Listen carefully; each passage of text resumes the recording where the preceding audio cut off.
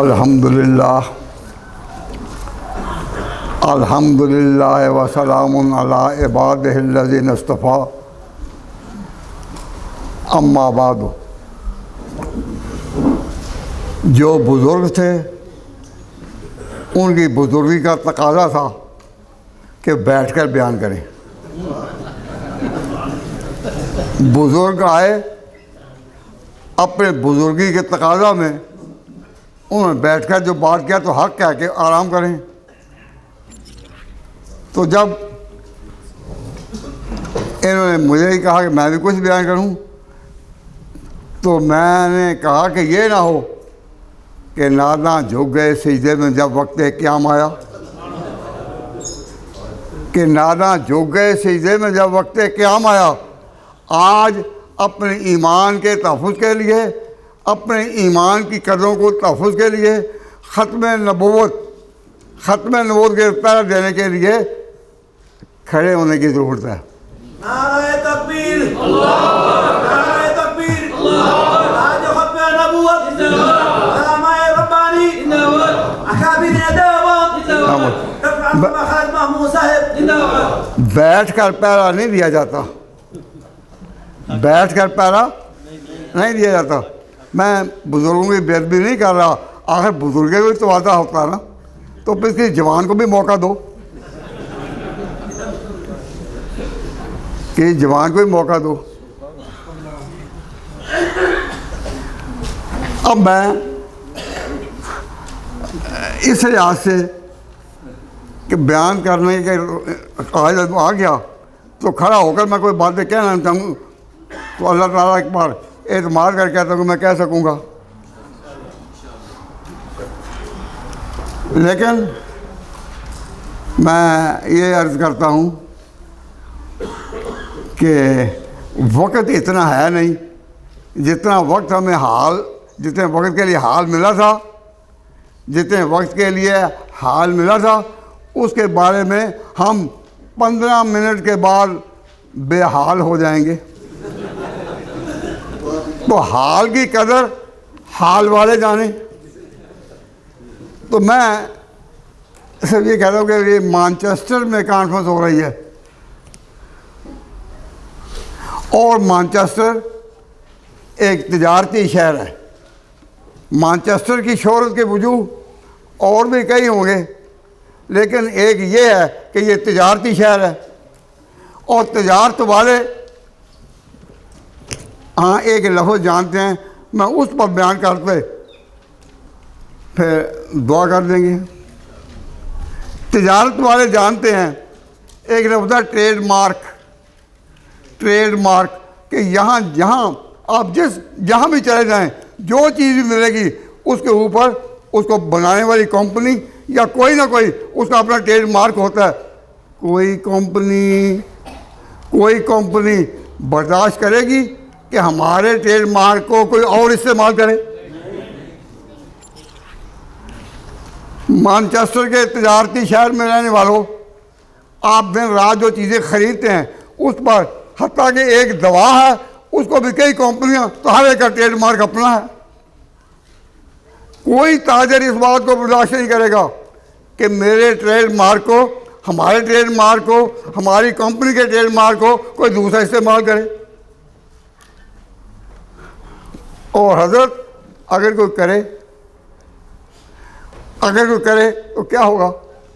अगर कोई करे तो दूसरा मुकदमा करेगा, किसने मेरा ट्रेडमार्क इस्तेमाल किया? तो कोई जज है यहाँ जो ये कहे कि नहीं बर्दाश्त करो? क्यों जी? कोई जज किसी दर्जे का भी हो ये कभी नहीं कहेगा कि भाई बर्दाश्त करो। वो कहेगा भाई ये तिजारती शहर वालों तुम तो जानते हो कि ट्रेडमार्क वाला कोई दूसरे को बर्दाश्त नहीं करता कि वो ट्रेड इस्तेमाल मेरा हम मार्क इस्तेमाल करे। मैं इसकी तफसील ज़्यादा नहीं करता, लेकिन मैं कहता हूँ आप अपने बारे में भी सोचो। हमने भी किसी पैगंबर की गुलामी का और उसकी उम्मत होने का पटका अपने गर्दनों में डाला हुआ है। आपका भी अपना ट्रेडमार्क है, मोहम्मद मुस्तफा का वो निशान है। आप हज़रात जब कलमा पढ़ते हैं और मोहम्मदन आपको के लिखा जाता है, तारीख़ की किताबों में लिखे जाता है मोहम्मदन, उसके मानने वाले, तो अपना भी तो कोई ट्रेडमार्क है ना। हमारा यहाँ ख़त्म नबूवत के बारे में मेहनत करने के लिए सबब क्या बना कि हमारा ट्रेडमार्क इस्तेमाल किया जा रहा है। किस तरह? अज़ानों में, नमाज़ों में, इबादत खानों में। अब हमारे इबादत खाने क्या है कि जो एक दूसरी कम्युनिटी का है उसको कहते हैं चर्च, उसको कहते हैं सिनागाग, उसको कहते हैं मंदिर, उसको कहते हैं, इस तरह नाम है। और हमारा ट्रेडमार्क क्या है? मस्जिद है। अब अगर कोई अपनी इबादत खाने का नाम वो मस्जिद रखे, हम भी आखिर कोई पटका हमारे गलों में भी है या नहीं? तो हम अगर कहते हैं भाई मुसलमान ये है ये नहीं, तो हमें जब कहा जाए ना कि नहीं उनको भी मुसलमान बर्दाश्त करो, तो मैं पूछता हूँ कि ट्रेडमार्क का, मजलूमी का अंदाज लेकर किसी अदालत में जाओ तो कोई जज नहीं कहेगा भाई बर्दाश्त करो बर्दाश्त करो। अब सुनिए कि जितनी बातें उलमा ने ख़त्म नबूवत के लिए कहीं, मसलन बार बार दोहराया गया ख़ातमुन नबिय्यीन, बार बार दोहराया गया ला नबी आबादी। आज की तकरीरों में ला नबी आबादी का लफ्ज़ और ख़ातमुन नबिय्यीन का लफ्ज़ आपने कितनी दफ़ा सुना? आप कहेंगे सैकड़ों हज़ारों बार में। तो अक्ल इंसानी सवाल करती है कि इतनी वाज़ेह बात के बाद, ख़ातमुन नबिय्यीन के वाज़ेह लफ्ज़ के बाद, ला नबी आबादी के वाज़ेह अल्फाज के बाद, ये कितनी नादानी है कि किसी को पैगंबर मानना। तो आप ये सोचें कि जो लोग अपने आप को कादियानी कहते हैं, जो लोग मिर्ज़ा ग़ुलाम अहमद की नबूवत को मानते हैं, वो कोई ऐसे नादान हैं कि उनको ये ना इतनी खुली बात ला नबी आबादी, इतनी खुली बात ख़ातमुन नबिय्यीन, इसके बावजूद जो उन्होंने ये लाइन बनाई है तो क्या उनको समझ नहीं आ रही? तो वैसा क्यों करते हैं? ये एक हैरत कदा है, जो हैरत खाने में आएगा किनारे पर नहीं पहुंचेगा। हैरत कदा है। हमने इस मसले पर गौर किया कि या अल्लाह, ये चलते फिरते इंसान, अपने कारोबार वाले, औलादों वाले, दुनिया फिरने वाले, हर बात में वो अकल इस्तेमाल करते हैं, अपने बचाव के लिए, अपने तारुफ के लिए मुश्तरका कदर इस्तेमाल करते हैं। लेकिन या अल्लाह इनको समझ क्यों नहीं आती कि ला नबी आबादी में is there any ambiguity, clear cut injection, क्या इनको समझ नहीं आती? ये मैंने सोचा क्यों, हमदर्दी के पैराए में, क्योंकि आदम और हव्वा की औलाद होने के एतबार से हमारा एक रिश्ता बाकी था। एक माँ बाप की औलाद होने के लिहाज से मुफ्ती साहब हमारा एक रिश्ता बाकी था। उस रिश्ते के एहसास ने हमदर्दी पर मजबूर किया, sympathetic consideration of the others हमें मजबूर किया। तो मैंने कहा या अल्लाह मुझे समझ नहीं आ रही, ये या तो दिमाग इनका कहीं भी काम ना करे, लेकिन अगर ज़िंदगी के सारे हैवानों में, ज़िंदगी के सब दायरों में ये अकल इस्तेमाल करते हैं, इल्म पढ़ते हैं, यूनिवर्सिटियों में पढ़ते हैं, डिग्रियाँ भी लेते हैं, अब इनको क्यों समझ नहीं आ रही कि ला नबी आबादी का लफ्ज़ जो है वो बड़ा वाज़ेह क्लियर कट इंजेक्शन है इनकी हमदर्दी के एहसास में कि किसी तरह हमें मालूम हो जाए। तो मेरा ज़िंदगी का भी 30 साल कॉलेजों में पढ़ाते हुए, यूनिवर्सिटियों में जाते हुए गुजरे हैं, तो हमारे शागिर्दों में या हमारी क्लासों में कई कादियानी स्टूडेंट होते थे। तो यह ज़ाहिर है कि उस्ताद की हमदर्दी तो होती है ना। जब आप मसले तदरीस पर हैं तो सबको इक्वली ट्रीट करना होता है। तो मेरा दिल चाहता था कि या अल्लाह इनको समझ आ जाए। तो मैंने कईयों को पूछा कि भाई इतनी बात तुम्हें समझ क्यों नहीं आती। तो जो लोग मेरे करीब आए उन्होंने समझाया कि जी आप परेशान ना हो, आप परेशान ना हो, हमारा भी यही अकीदा है जो आपका है। मैंने कहा क्या? तो वो कहने लगे हम हजूर को मानते ख़ातमुन नबिय्यीन, और ख़ातमुन नबिय्यीन का माना ये भी है कि आपके बाद कोई नबी नहीं, हम मानते हैं। तो जो आपका अकीदा मेरा भी, वो हमारा भी वही अकीदा है। वो मैंने कहा कि तुम कोई आज तो नहीं पढ़ने आए, तुम क्लास में बैठते हो, मैं तुम्हें इतने सालों से जानता हूँ, अजीब बात कर रहे हो कि हमारा भी यही। उन्होंने कहा जी नहीं, हमारा भी ये कि अब मैं अगर इस जवाब की वजाहत करूं तो 5 मिनट और लग जाने का अंदेशा है और वक्त से बचता हूं। इसी कशमकश में गुजरी मेरी ज़िंदगी की रातें। मैं इसी सोच में गुम हुआ कि या अल्लाह ये नौजवान ज़िंदगी के सारे दायरों में तो होशमंद नज़र आते हैं, क्या उनको ये लफ्ज़ समझना मुश्किल हो गया? और जब मैंने उनको एतमाद में लिया तो उन्होंने कहा कि जी बात यह है, जब हम कहते हैं कि हजूर आखिरी नबी हैं तो उसका मतलब यही है कि अब और कोई नबी नहीं आएगा। और ये जब हम ये कह देते हैं तो अकीदा हमारा यही होता है, और यह है कि तुम समझते हो कि गुलाम अहमद यानी मिर्ज़ा गुलाम अहमद कोई और नबी है? नहीं, वो हजूर ही आ गए। वही मक्के वाले जो आमना के बेटे अब्दुल्ला के बेटे थे, ये वही हैं। तो हमारे ट्रेड मार्क पर कब्जा कर लिया। हमारा ट्रेड मार्क था कि मोहम्मद कौन है? जो अब्दुल्ला का बेटा है, आमना का बेटा है, अब्दुल मुतलिब का पोता है। वो कहते हैं वो यही है। तो बात अब खत्म नबूवत का ये नहीं कि आपके पास नबी कोई नहीं आएगा, बात यह हमारे ट्रेड मार्क पर कब्जा किया जा रहा है। और जब वो अजानों में कहते हैं अपने, उनसे पूछा कि अशहदु अन्ना मुहम्मद रसूलुल्लाह, जब तुम अपनी इबादतगाहों में अजान देते हो अशहदु अन्ना मुहम्मद रसूलुल्लाह, तो तुम्हारी नीयत क्या होती है? कि हमारी नीयत यही होती है कि मोहम्मद से मुराद वही है जो अब कादियान में आया है। तो मैं लफ्ज़ वही है और है भी ये वही। मैंने कहा भाई ये तो मुझे समझ नहीं आ रही कि वही कैसे। हमारे कादियान में जो नाते पढ़ी जाती रही, क्या आपने कभी नहीं सुनी? मैंने सुनी तो नहीं, मैंने पढ़ी हैं।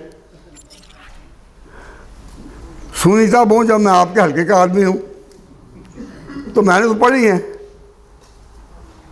तो उनमें से एक ये उन्होंने सुनाई, मुझे याद आ गया कि मैंने पढ़ी थी, मोहम्मद ही उतर आए हैं हम में, मोहम्मद ही उतर आए हैं हम में, और पहले से बढ़कर अपनी शान में। कि जो मोहम्मद आए थे पहले मक्का में या फिर मदीना में, उस वक़्त तो हजूर की शान थी, उससे ज़्यादा शान अब आई है। हाँ वही मोहम्मद ही उतर रहे हैं हम में, और पहले से बढ़कर अपनी शान में। मोहम्मद देख रहे हो जिसने अकबर गुलाम अहमद को देखे कादियाँ में। तो उस वक्त मुझे उन शागिर्दों के बताने पर इस बात पर तनब्बो हुआ कि ये बेचारे अपने यहाँ इनको बताया गया कि कुरान का लफ्ज़ ख़ातमुन नबीय्यीन हक, हजूर का फरमाना ला नबी आबादी वो भी हक, लेकिन ये है वही। यार लाइए एक अजीब। तो मैंने इरादा तो किया था कि आज अगर मुझे तकरीर करने का मौका मिलता तो मैं ये राज खोल ही देता, लेकिन अब मेरी बारी उस वक्त आई जब वक्त आखिरी है, तो इसी तशरीह तो कर नहीं सकता। अलबत्ता एक बात कहकर मैं बात ख़त्म करने की कोशिश करूँगा। मैंने आपके सामने जो ज़ुबान बोली है, इज़ देयर एनी डिफ़िकल्टी और एम्बिग्विटी इन दिस? बहुत सादा लफ्ज़ हैं, सादा लफ्ज़। बड़े वाज़े तौर पर मैंने ये कहा कि हमदर्दी के जज्बे ने मुझे मजबूर किया कि मैं जागूँ, तो मालूम हुआ कि ये हमारे ट्रेडमार्क पर कब्ज़ा हो गया। अब हमें जिस कंपनी के ट्रेडमार्क को दूसरा कोई इस्तेमाल करे, मानचेस्टर के मुकीम मुसलमानों, यहाँ जो तजारती कंपनियाँ हैं उनका जो ट्रेडमार्क है वो ज़्यादा से ज़्यादा एक मुल्क में, और हम उस पैगंबर की ग़ुलामी का ट्रेडमार्क अपनी गर्दनों पर रखते हैं कि जिसका सिक्का तमाम दुनिया में मशरक़ व मग़रिब शुमाल व जनूब, इन्नल्लाह ज़वाल अर्दा फ़नाए तो मशारिक़हा व मग़ारिबहा।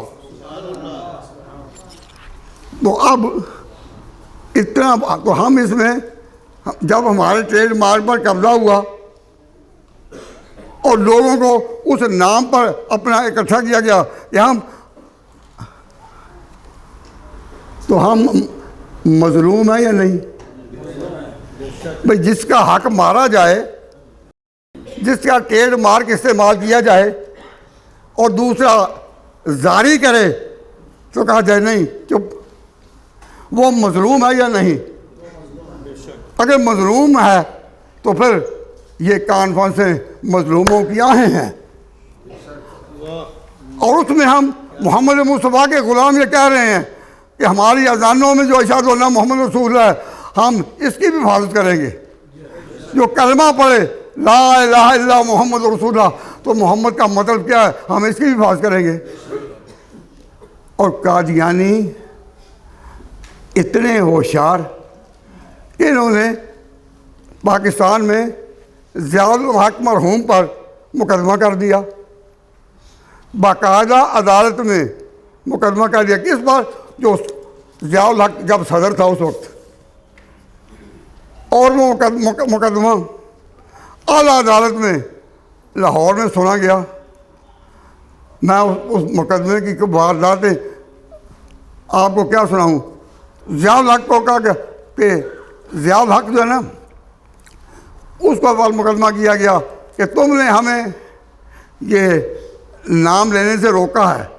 हम जब कहते हैं कि हम मिर्ज़ा ग़ुलाम को मानते हैं तो हम उसी को ही मानते हैं जिसको तुम मानते हो, हम और किसी की तो मानते ही नहीं। मुसीबत बढ़ गई, मुसीबत बढ़ गई। अब दोस्तों, अजीज़ों, बुजुर्गों, भाइयों, मज़लूम की ये जो कॉन्फ्रेंस हैं, ये मज़लूमों की आहें हैं। ये जो नारे हैं ये आपकी सदाएं हैं कि हमारे साथ ये ज़्यादती हो रही है, ज़्यादती हो रही है, ज़्यादती हो रही है। छोटी सी छोटी कंपनी हो, उसको तो अपने ट्रेडमार्क के तहफ़्फ़ुज़ का हक है, और हमें इतना भी हक नहीं। ये मज़लूमों की आहें हैं। ऐ अल्लाह, ये तो मज़लूमों की आहें से सुनते नहीं, तो ही सुन ले,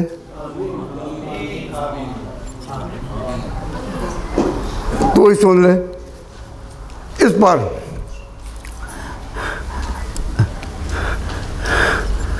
ये बात अपनी जगह कि हमारा इनके साथ ताल्लुक़ था हमदर्दी का। मैंने उसी हमदर्दी के जज्बे के तौर पर जानना चाहा तो मालूम हुआ कि ये तो बिल्कुल ही उलट बात बनाए हुए हैं, हमारे ट्रेडमार्क पर कब्जा किया हुआ है।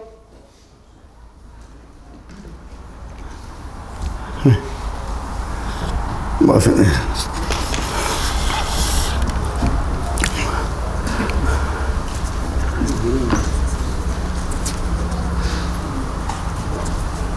जिस तरह हम हजूर की नातें हमारी मस्जिदों में हमारी महफिल में पढ़ी जाती है या नहीं? तो कादियानी अपने यहाँ जब पढ़ते हैं तो उनकी नातें बाकायदा इनके यहाँ छपी हुई हैं।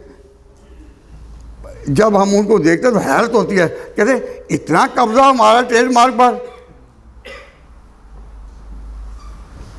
ये कादियाँ हैं खुदा की बस्ती, ये कादियाँ हैं खुदा की बस्ती, ये तख्तगाह है रसूल हक है।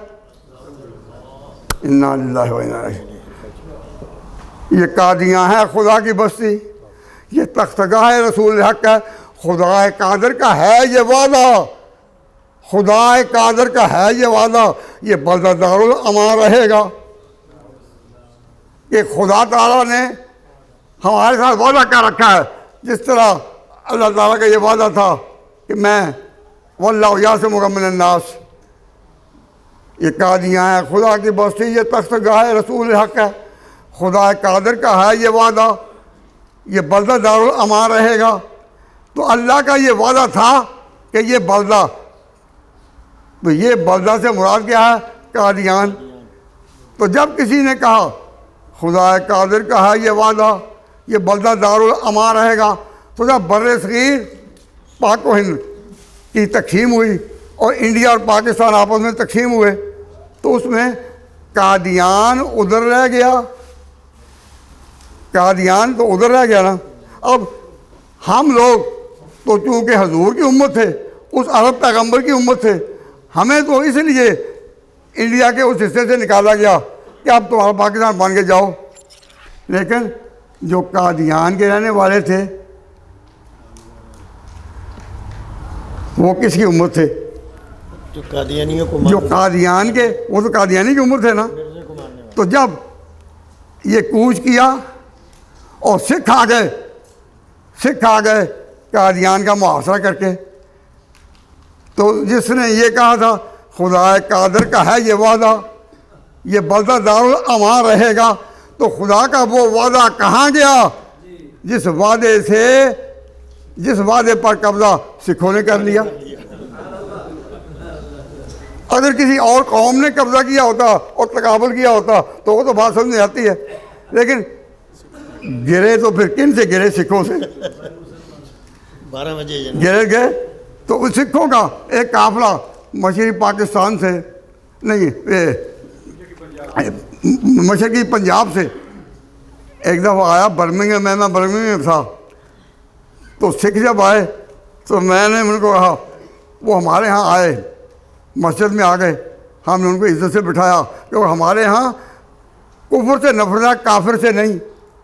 हमारे दीन ने ये सिखाया है कि बीमारी से नफरत करो, बीमार से नहीं। अगर बीमार से नफरत करोगे तो तुम इलाज कैसे कर सकोगे उसका? तो हमने कहा कि सिखों को कहा कि भाई आओ बात करो। मैं क्या आओ सीखो, कुछ सिखाओ तो कोई सीखो। वो कौमें जो सबक लें माजी से वो तो आगे बढ़ती हैं, कोई सिखाओ तो कोई सीखो। और जो कौम सबक ही ना ले, तो मैंने आप हजरत के सामने ये बात बयान की कि खुदा कादर का है ये वादा, ये बल्दा दारुल अमान रहेगा। तो जब वहाँ सिख दाखिल हो गए तो फिर गुलाम मोहम्मद कादियानी के जो पैरो थे उनको भी निकलना पड़ा या नहीं? तो किधर गए? पाकिस्तान, आसमानों पर गए। बस किधर गए थे? ज़मीन के नीचे गए? ना ज़मीन में गए ना उधर गए। आए तो किधर? लाहौर।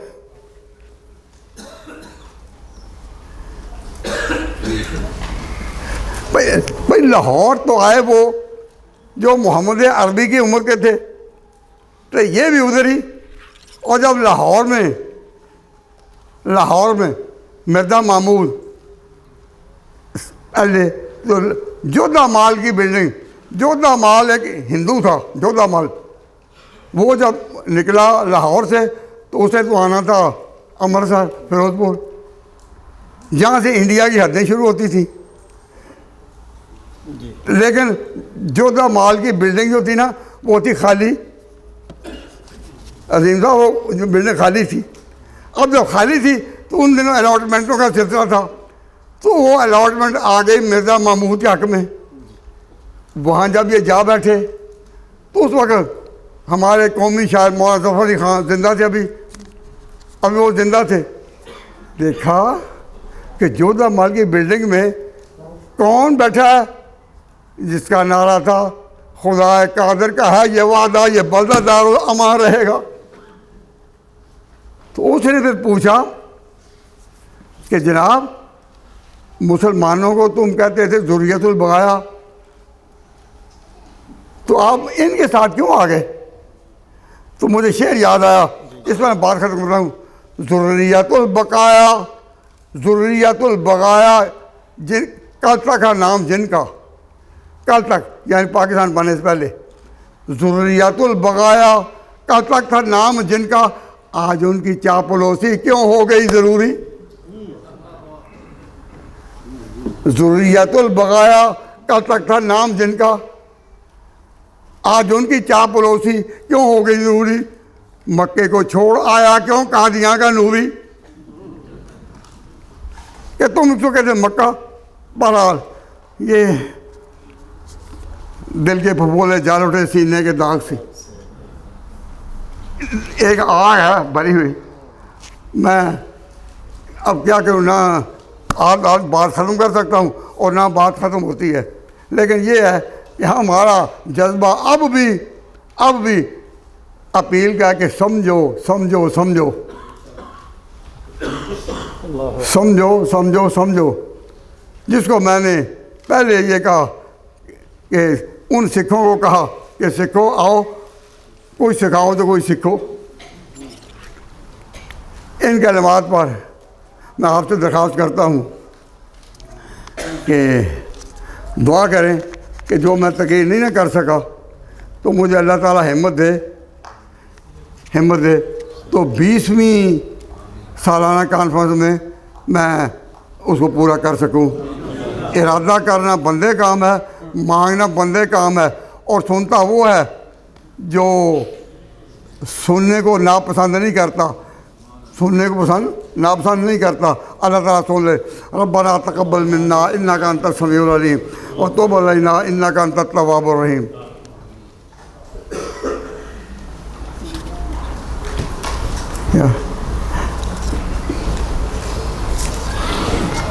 ये अफसोसनाक खबर के वैकफील्ड से कि मौलाना इस्लाम अली शाह साहब की खाला का अभी इंतकाल हुआ है, हो चुका है।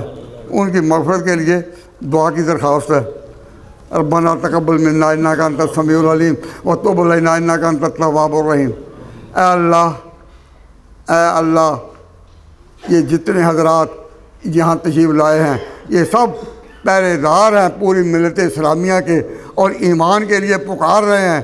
और पहरेदार जो हैं, या अल्लाह इनकी पहले की सदाओं को सुन ले, इनके अमल में क़ुव्वत फरमा, बाजू में क़ुव्वत फरमा, कदमों में क़ुव्वत फरमा, चलने की ताकत फरमा। सबको नबी पाक की शफाअत नसीब फरमा। ख़त्म नबूवत के झंडे तले उनके खादमों में शुमार करके इनको आखिरत में अपने कबूलियत का शर्फ अता फरमा। और जिन मरहूमीन के लिए दुआ मग़फ़िरत की दरख्वास्त की गई है, या अल्लाह उन सब को इसमें शामिल फरमा। और आप हज़रात के भी जो अज़ीज़ व अक़ारिब यहाँ या अपने मुल्कों में वफ़ात पा चुके, या अल्लाह उन सब को इस सवाब में शरीक फरमा।